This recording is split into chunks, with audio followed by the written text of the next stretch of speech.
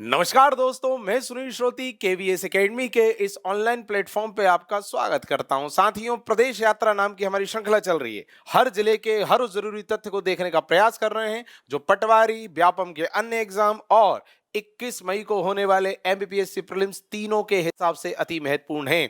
साथियों, जैसा मैं हर बार स्पष्ट करता हूं कि मध्य प्रदेश में होने वाली सभी भर्तियां केवल एक सब्जेक्ट पर केंद्रित होती हैं, जिसका नाम है मध्य प्रदेश जीके। और मध्य प्रदेश की यदि जिलेवार अध्ययन हम कर लेते हैं तो अधिकांश तथ्य कवर होने की पूरी पॉसिबिलिटी होती है। उसी क्रम में हमारा प्रयास जारी है। और एक बात मैं स्पष्ट कर दूं कि इस पूरे लेक्चर के नोट्स यदि आपको पीडीएफ फॉर्म में प्राप्त करने हैं तो हमारे टेलीग्राम ग्रुप को जरूर ज्वाइन कीजिए, जिसकी जानकारी नीचे डिस्क्रिप्शन में दी हुई है। वहां आपको हमारी हर क्लासेस के, हर लाइव क्लासेस के, हर वीडियोस के नोट्स पीडीएफ फॉर्म में उपलब्ध हो जाएंगे। तो शुरुआत करते हैं। आज का जिला है आगर मालवा। दोस्तों, हर जिले में पहला काम क्या करते हैं? पहला काम हम करते हैं नक्शे का अध्ययन। कितने बिंदु देखते हैं? लगभग 4 बिंदु देखते हैं जो हर एग्जाम में आते हैं। किसी ना किसी एग्जाम में किसी ना किसी तरह से वो आपको देखने को मिलेंगे। पहला बिंदु क्या होता है कि जो भी जिला है वो पड़ोस के किन जिलों की सीमाओं को स्पर्श करता है। दोस्तों, आगर मालवा आपको यहां नजर आ रहा है। आगर मालवा पड़ोस के किन जिलों की सीमाओं को स्पर्श कर रहा है? तो ये है आगर मालवा। पड़ोस में आप देख रहे हैं राजगढ़ है, शाजापुर है, उज्जैन है और रतलाम है। राजगढ़, शाजापुर, उज्जैन और रतलाम। और शाजापुर से तो ये खुद अलग हुआ है, तो पहला बिंदु कवर हुआ।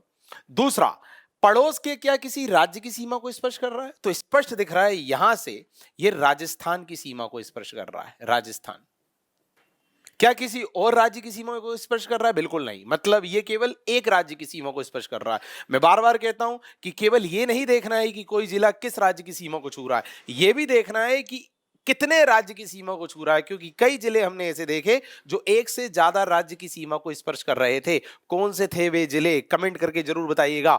तीसरा बिंदु दोस्तों कि ये किस पठार का भाग है? आगर मालवा जो है वो मालवा के पठार का भाग है। और चौथा और आखिरी बिंदु, किस संभाग का हिस्सा है? दोस्तों, आगर मालवा जो है वो उज्जैन संभाग का हिस्सा है। चारों बिंदुओं से संबंधित प्रश्न आपको किसी ना किसी प्रश्न पत्र में, किसी ना किसी एग्जाम में देखने को मिल जाएंगे। संभाग पूछ लेता है किस संभाग में कौन कौन से जिले हैं, है ना, या किस पठार, किस घाटी क्षेत्र में आपका जिला आ रहा है, ये बन जाता है। तो आगर मालवा कहां है? मालवा पठार के अंतर्गत है। तो चारों बिंदुओं को हमने इस तरह यहां कवर किया। शुरुआत करते हैं। पहला जो टॉपिक हम देख रहे हैं वो है ऐतिहासिकता। आगर मालवा की ऐतिहासिकता बस इतनी ही खास है कि वो शाजापुर से अलग होके बना है। ये सबसे इंपॉर्टेंट तथ्य है उसमें, क्योंकि नया नया जिला है, बहुत ज्यादा पुराना नहीं है। दोस्तों, 16 अगस्त 2013 में इसका गठन हुआ है एक जिले के रूप में। तो क्या ही ज्यादा पुराना इतिहास होगा। जो भी इतिहास इसका है वो शाजापुर के साथ संयुक्त रूप से है। ठीक, तो देखिए क्या लिखा है, शाजापुर से अलग होकर इसका गठन 16 अगस्त 2013 को हुआ था। और इंपॉर्टेंट यह भी है कि कौन से नंबर का ये जिला बना था? तो 51वें नंबर का जिला बना था। दोस्तों, कई बार हम ये वाला बिंदु इग्नोर कर देते हैं कि जो जिला है वो कौन से नंबर का है।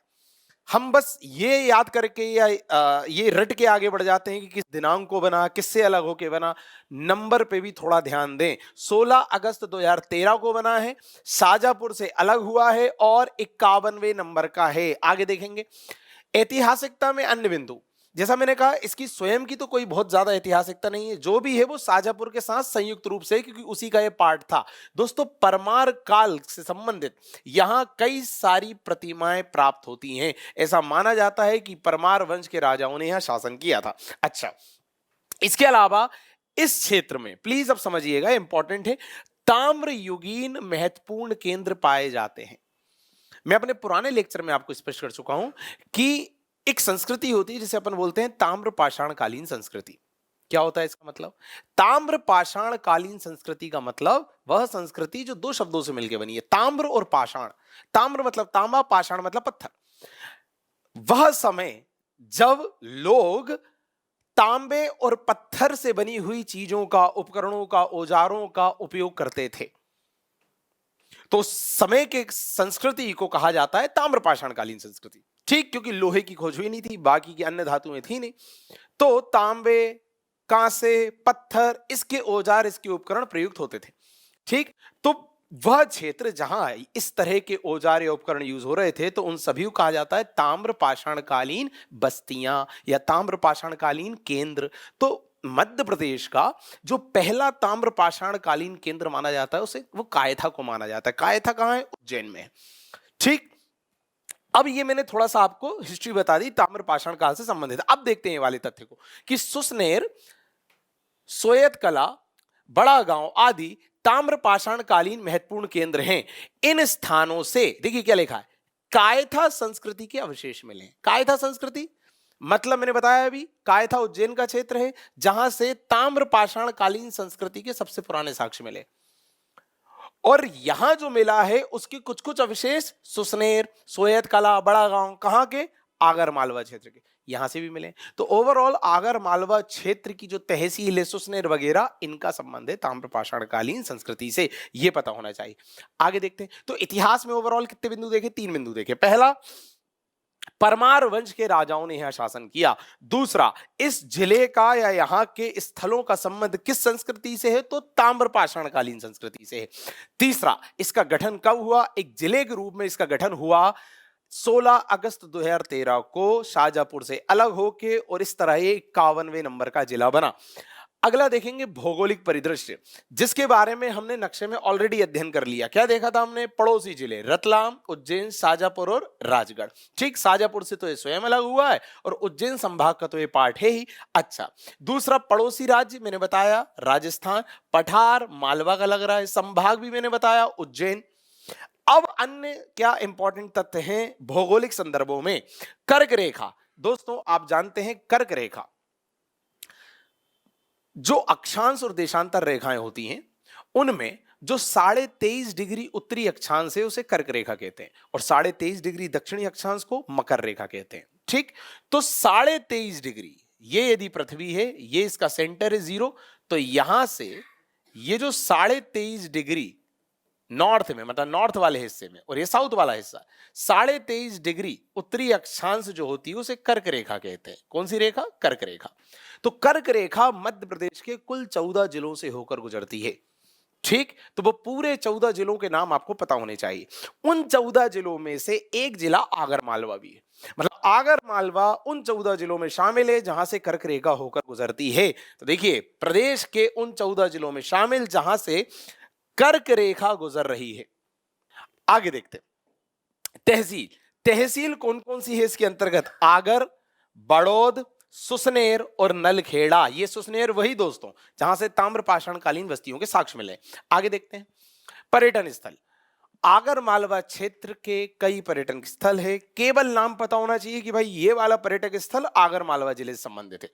बैजनाथ महादेव मंदिर, मां बगुला माता मंदिर इंपॉर्टेंट है, मोती सागर तालाब, केवड़ा स्वामी भैरवनाथ मंदिर, सोमेश्वर महादेव मंदिर, मां तुलजा भवानी गुफा, बालाजी पिपल्ले अखेड़ा, मनसापूर्ण गणपति चिपिया गौशाला, ये सब स्थल कहां पर है? आगर मालवा। इंपॉर्टेंट है, पता होना चाहिए। दोस्तों प्रमुख उत्पाद की बात करते हैं। आगर मालवा क्षेत्र में एक तो धनिया बहुत ज्यादा होता है, इसके अलावा यहां संतरे की बहुत ज्यादा खेती होती है। 2 प्रमुख उत्पादों के लिए प्रसिद्ध माना जाता है, एक धनिया के लिए और एक संतरे के लिए। यही कारण है कि जो एक जिला एक उत्पाद का जो अभियान चला हुआ है सरकार द्वारा, उसमें आगर मालवा क्षेत्र से संतरे को शामिल किया गया है। जी हां, एक जिला एक उत्पाद, जिसमें शासन और प्रशासन द्वारा किसी जिले के किसी खास उत्पाद को राष्ट्रीय अंतरराष्ट्रीय पहचान दिलाने के लिए उस उत्पाद को उस जिले के नाम से एक जिला एक उत्पाद की श्रेणी में शामिल किया जाता है। आगर मालवा से संतरा वह उत्पाद है जो एक जिला एक उत्पाद की श्रेणी में शामिल है। दोस्तों अन्य तथ्य देखते हैं। आगर मालवा क्षेत्र में एकमात्र या पहला गौ अभ्यारण्य है जिसका नाम है सालरिया। कहां पर है? सुसनेर क्षेत्र में। सुसनेर वही तहसील जहां से ताम्र पाषाणकालीन स्थल भी प्राप्त हुए थे। दोस्तों ये थे कुछ जरूरी तथ्य आगर मालवा क्षेत्र से संबंधित। इसी तरह हमारी प्रदेश यात्रा की श्रृंखला से जुड़े रहिए।